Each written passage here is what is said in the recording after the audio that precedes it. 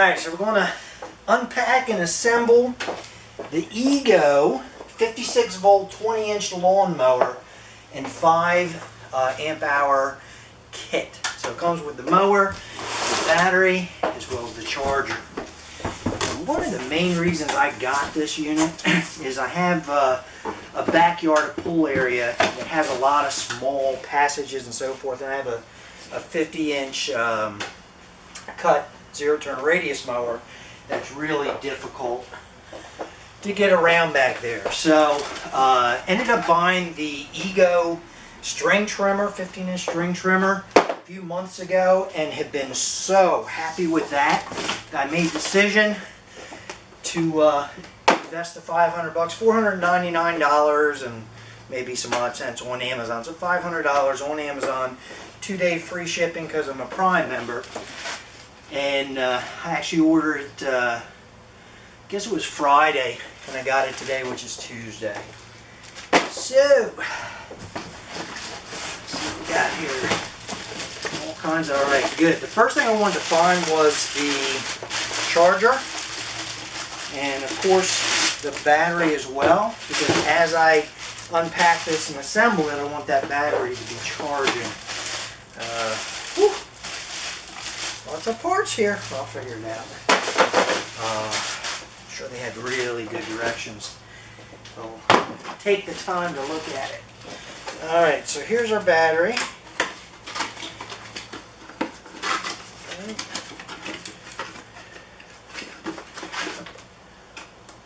That's a battery. So alright, so not only did I get the 15 inch string trimmer, I got that a couple months ago. Been using that, absolutely love it. Actually going to have a video on that as well if you want to take a look at that. But then I also, actually on Sunday, ordered and received today, again from Amazon, I think it was $219, the 24 inch hedge trimmer. Plugged, you know, I have the battery from the trimmer. All these batteries are interchangeable. The only difference being the string trimmer came with a 2.0 amp hour battery. The string trimmer came with a 2.5 and the mower came with a 5.0. But the cool thing is, if in a pinch I need to use one, so I'm almost done mowing, the battery goes dead because I forgot to charge it before I used it, I can plug in my 2 or my 2.5 milliamp because it's the same battery, same voltage, 56 volts. So that's a real cool feature there. Hey, Zeb.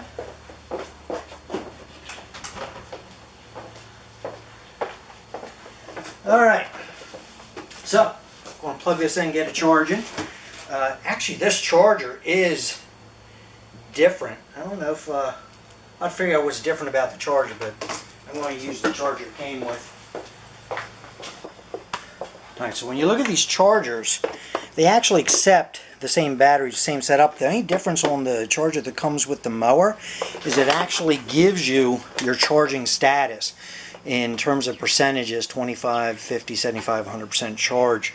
It is bigger, so maybe it charges faster. I'll find out for you. Where this one is just a green light, red light, and it flashes green until it's fully charged, and then it's a solid green. And then the red light and different series indicate different issues with your battery. So, I want to get this plugged in, get it charging. Alright, so while that charges, I'm going to get everything else unpacked for you. I'm going to move you in here a little closer. Alright, now comes the heavy lifting. Interesting. Wow. It just comes right out. There it is. It has a nice grab handle right there. So, looky-dee. Alright. So what you have here is you have a little catch here, because this isn't coming up. Squeeze that in, lift this up, boom, clicks down in place. There's that, more packaging. Now here's your height adjustment for the cut height.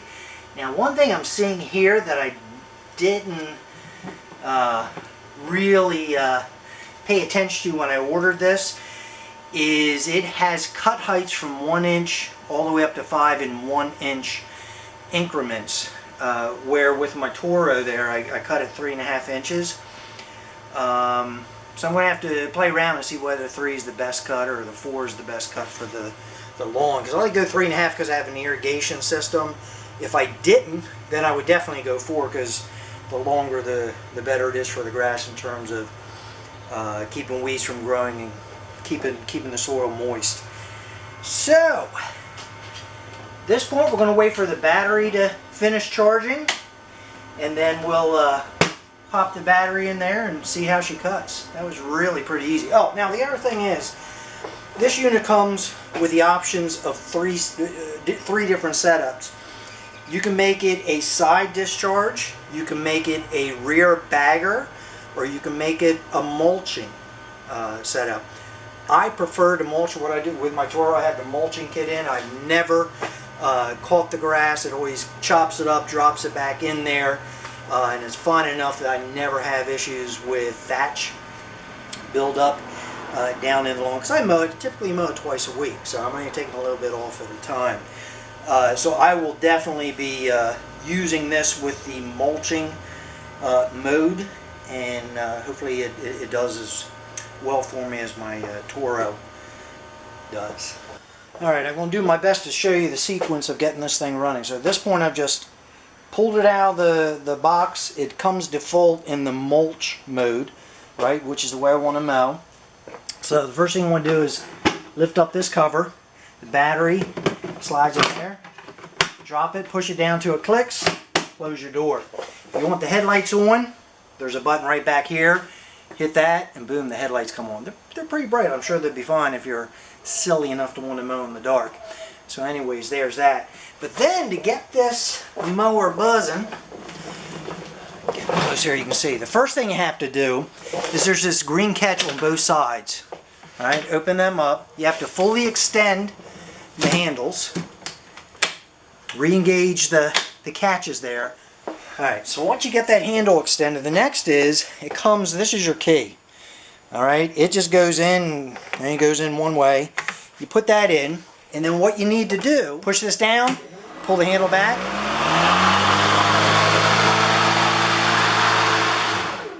Sorry, it's a little late in the day now to try mowing and really get some good video of it, but the next day, it's supposed to rain the rest of the week, but the next day that I have where the grass is dry and I can mow, I'll put my GoPro on it and give you a close-up and some before and after pictures of what type of cutting job this mower does.